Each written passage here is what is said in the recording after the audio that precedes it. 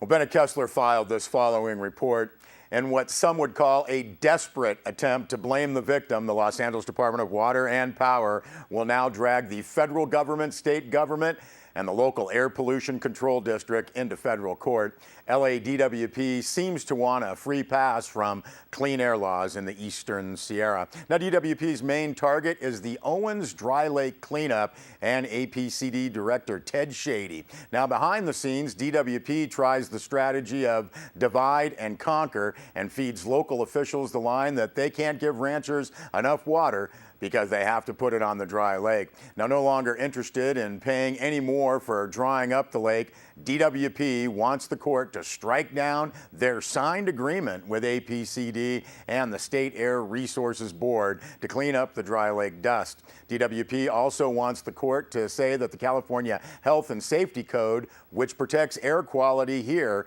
is violating the constitutional rights of the LA people. LA wants injunctions to prevent paying any more fees to APCD, including attorney's fees that they already owe. They want the court to declare that the hearing procedures by the State Air Board violate the law. DWP's lawsuit, filed in federal court in Sacramento, sues APCD, the California Air Resources Board, State Lands Commission, the Bureau of Land Management, and the U.S. Environmental Protection Agency. Now, though there is no evidence to prove it, the Los Angeles Department of Water and Power insists that remaining dust on the dry lake was not caused by them. LA's main gripe is the money, the sum $1.2 billion spent on the dry lake to date.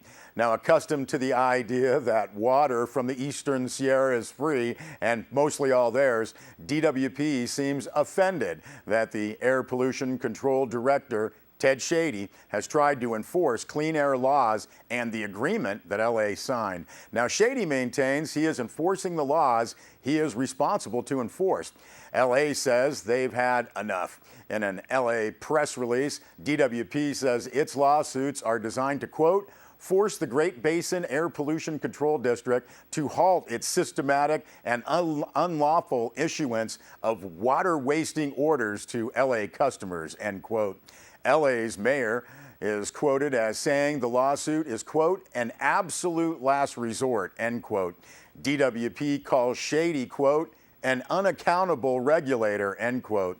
Now, Mr. Shady has repeatedly revealed that he is only carrying out the requirements of the plan and the state law to which LADWP agreed.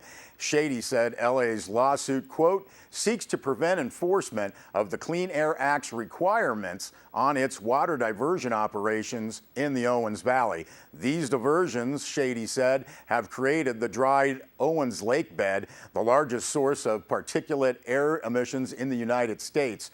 Particulate air emissions of 10 microns or less are regulated by federal and state environmental laws as a danger to human health and the environment, with the particulates lodging deep in the lungs, causing respiratory injuries and special risks to the elderly and children, end quote.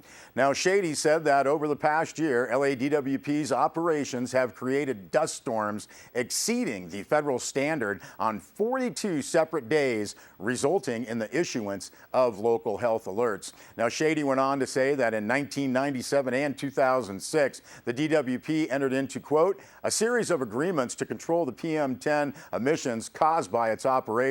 Those agreements resulted in regulations approved by federal and state regulators that require the DWP to implement control measures that can include, at its option, shallow flooding, gravel cover, or managed vegetation of areas that its water diversions have left dry.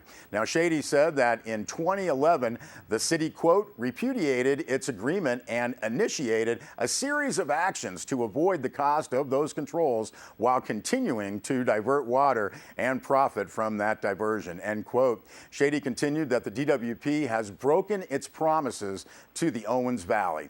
He said the district will have further comment upon reviewing the specifics of the DWP's legal action.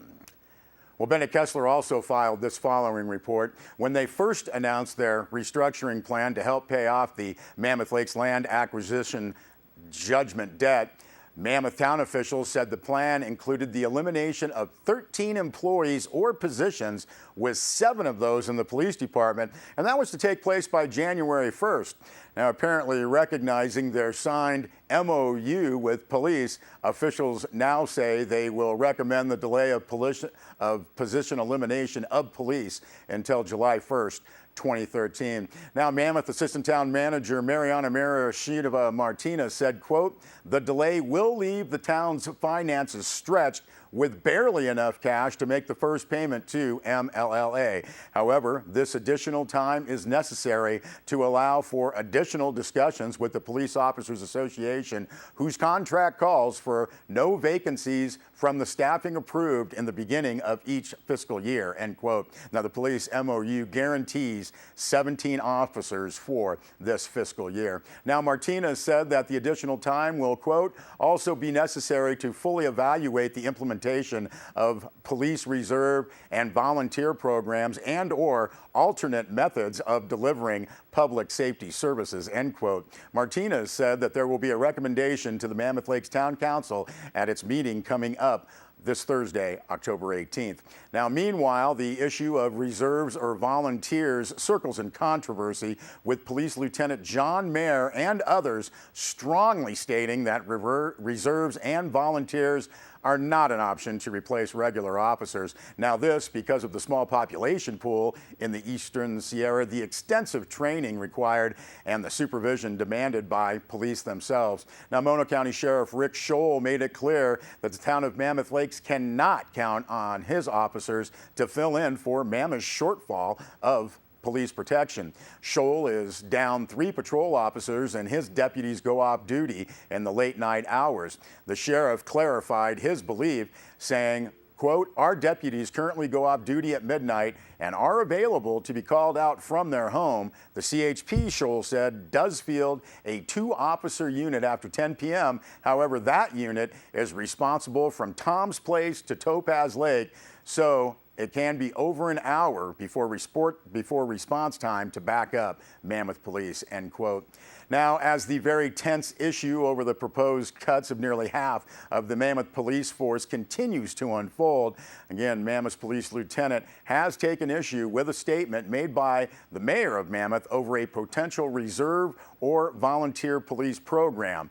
The mayor, Matthew Lehman, apologized for his misinterpretation. Now, when Sierra Wave Media's Bennett Kessler contacted Lieutenant John Mayer about his views, he said the option of a reserve or volunteer program does not exist in Mammoth Lakes, and that reserves cannot replace regular police. Now, in an interview with Sierra Wave Media, Mayor Matthew Lehman, he commented that the proposal to cut 7 officers from the 17-officer department could be modified or changed. He referred to, quote, a letter from Lieutenant Mayer, who said, "We need time to put in place a reserve and volunteer type program, as much as 6 months," said the mayor. Now, in an email to the town council, Lieutenant Mayer made it clear that the Sierra Wave story, quoting Mayor Lehman, did not represent his views. Now, when asked about his comment on Lieutenant Mayer's memo, Mayor Lehman said, quote, "I guess I interpreted it that way. That was my mistake," end quote. Now, Lieutenant Mayer was adamant in his concern that the town cannot replace 46% of the police department with volunteers. He called this idea ludicrous. Now, you can read Lieutenant Mayer's 2 memos on our website, sierrawave.net.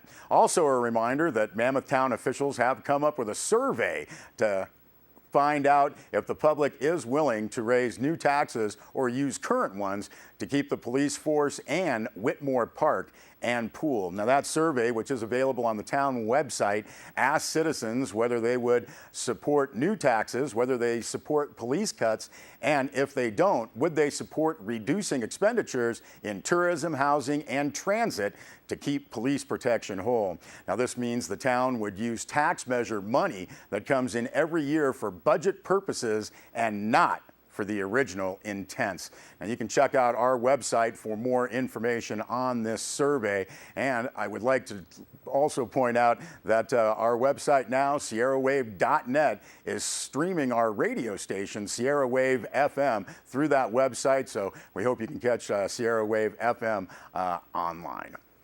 We'll be back with more news.